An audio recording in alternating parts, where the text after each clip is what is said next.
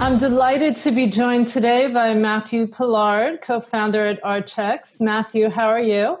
I'm very well, thank you. How are you doing? Great, thank you.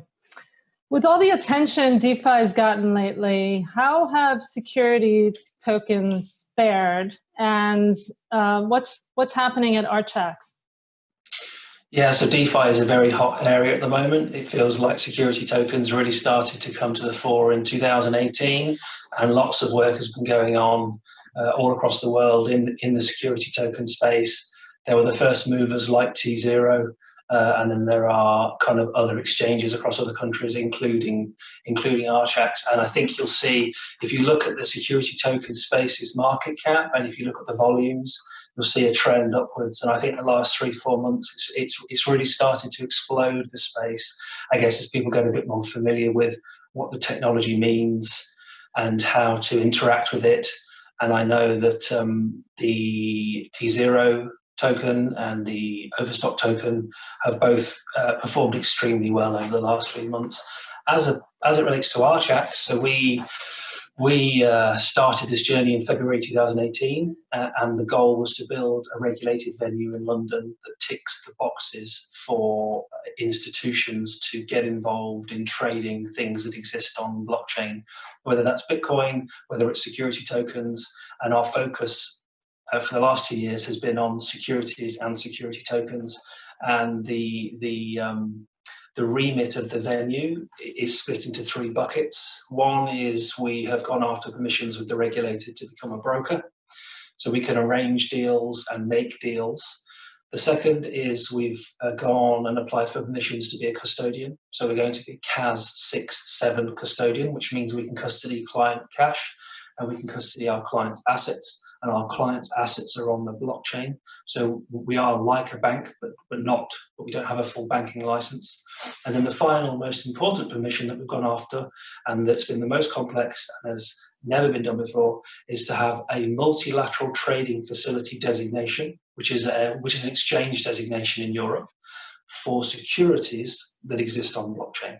Excellent, congratulations. So, thank you. How does this compare with what's going on with other regulators, say BaFin's moves in Switzerland, the SEC, everybody rushed in to become a transfer agent here. How do you compare what you've achieved? Sure. So I think let's go across country by country. So Germany, BaFin has been involved in approving some prospectuses. There was a direct-to-retail property security token that I remember hitting the news. Great to see the fact that there would be a prospectus put together that would involve the raising of funds direct from retail, and the end result of that would be a token that exists on blockchain that represents your kind of share of ownership in this project. Great to see.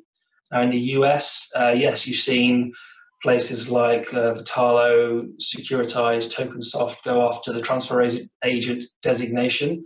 Amazing to see, using blockchain technology to issue security tokens, and then the private trading of those security tokens can be recorded by their in-house transfer agent. The kind of next logical step of that is to have the securities listed on an exchange for multilateral price discovery, so many to many, and that is what Tzero is trying to achieve with their joint venture with the Boston Stock Exchange. So if you look at public filings, you'll see that that joint venture, they probably put for comments to the SEC Q3, Q4 last year, and the SEC's come back once, maybe twice, asking for comments. There's been comments from NASDAQ, there's been comments from other players in the space saying, this is what we think.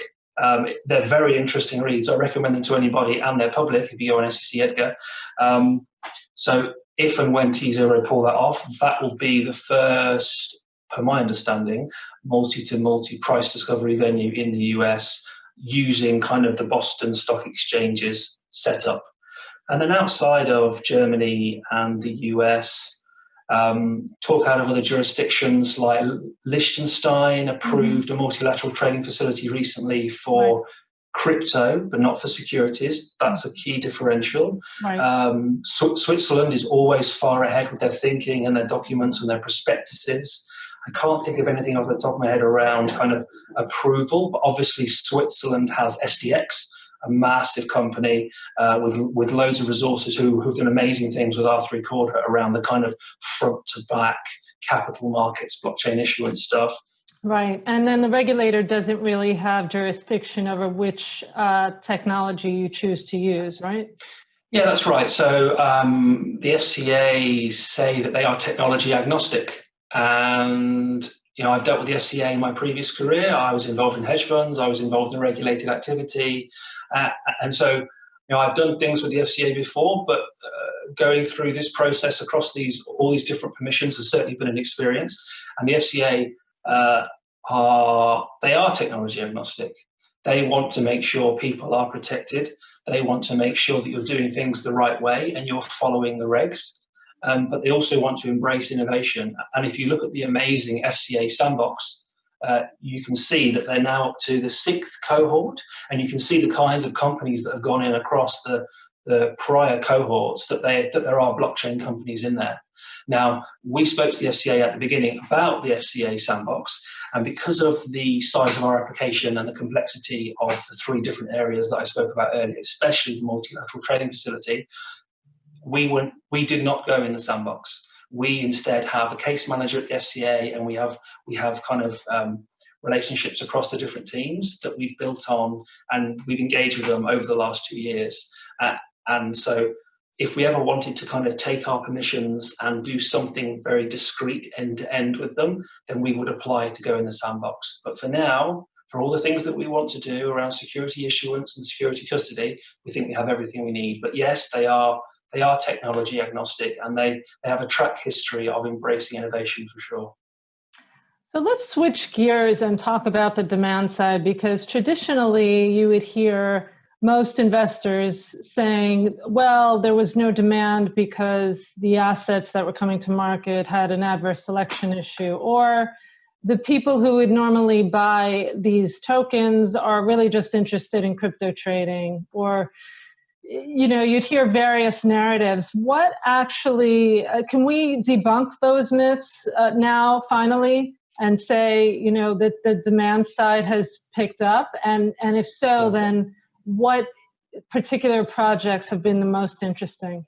Sure. So it's definitely a nascent space.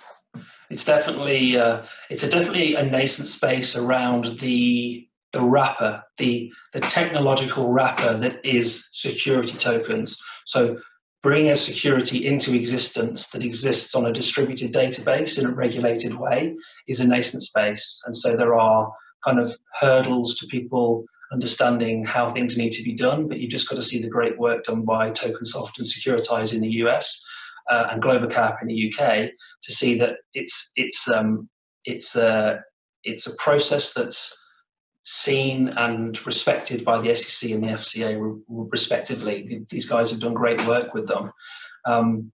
We have had our ear to the ground in the space over the last 2 years. And we have 5 or 6 companies that have pre-listed to list with us when we go live. And the total asset size of those is in the hundreds of millions. So there are companies that want to raise capital because capital markets is hundreds of years old. It's a trillion dollar industry. So that side of the funnel is never going to go away, okay? So the leap is taking the capital markets industry and thinking, how can we make it quicker, reduce friction, reduce cost, and over the life cycle of the security existing, how can we show everybody that doing it on blockchain is better? What this space needs is more interesting assets. How does it get that? This space has to infiltrate broker-dealers. It has to infiltrate traditional finance. It has to infiltrate that acknowledged and growing trend of less and less companies going fully public. Right. Less and less companies are doing it. It takes X time. It costs Y. And some companies just don't want to do it. So they either stay private or they kind of do this hybrid model, or they do a direct listing like Spotify. Right, or a SPAC. Exactly. And that's another thing. So It's my understanding that so Archax as a regulated exchange can list anything from the traditional world as well as things with blockchain. So I'm looking at SPACs. I want to see what we can do with them in terms of listing, because I'm very excited by the thought of a blockchain-focused SPAC listed on Archax specifically. I think that's pretty interesting. Yeah, so, that will definitely happen soon. Yeah. And then, there's also the convergence with DeFi, because as the momentum builds there, you can have some real world assets as collateral as well. Sure. And I think that's a space that only a few people have explored thus far. So there's a lot of growth potential. Yeah, so I try and keep my ear to the ground in the world of crypto. I have participated in DeFi. I don't know what goes on under the hood, but I know how to navigate the UI, UX. I know how to keep myself safe. I know how to read contracts on Etherscan, but I'm nowhere near the level of these innovative guys in the space of DeFi. Mm-hmm. But when you strip it all back, lots of the DeFi venues are non-custodial ways to transfer value that completely remove traditional financial architecture. And if you go at a high level, I view them as like smart contract banks. People put assets in, people take assets out. There is a cost every time a transaction happens. And rather than cost going to the shareholders of a bank and to pay staff, it goes to the miners that secure the network and the people that have designed the smart contract and the people that have contributed assets to the system. For me, that's why DeFi is absolutely amazing. Yeah. However, I must urge caution from a regulated point of view. So I'm interested to see what happens in the space around non-custodial smart contract powered venues, but that look at things like AML, KYC, and the nature of the returns and the nature of the yield. So, Archax with its permissions can and maybe will create a non-custodial lending and borrowing venue, but it would be a closed ecosystem. Mm-hmm. So the depositors would be known and the borrowers would be known. Mm-hmm. But still, in terms of speed and efficiency and it all being powered by smart contract at that point of borrow lend, it's still really exciting. It's a really interesting space to me, for sure. Yeah. And you and I are also part of a committee under GDF that's in enlisted institutions to get involved in moving this industry forward. So that's also very exciting. It's amazing. So I've been part of GDF for 2 years maybe, and I actually co-chaired the security token working group with John Salmon from Hogan Lovells, and we had 80 or 90 members back then.